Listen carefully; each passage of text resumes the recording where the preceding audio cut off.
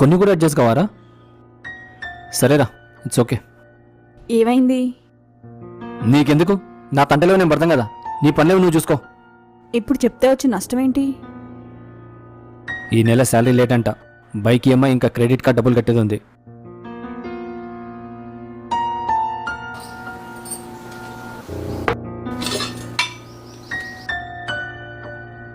ఇదిగో, నువ్విచ్చిన డబ్బులే.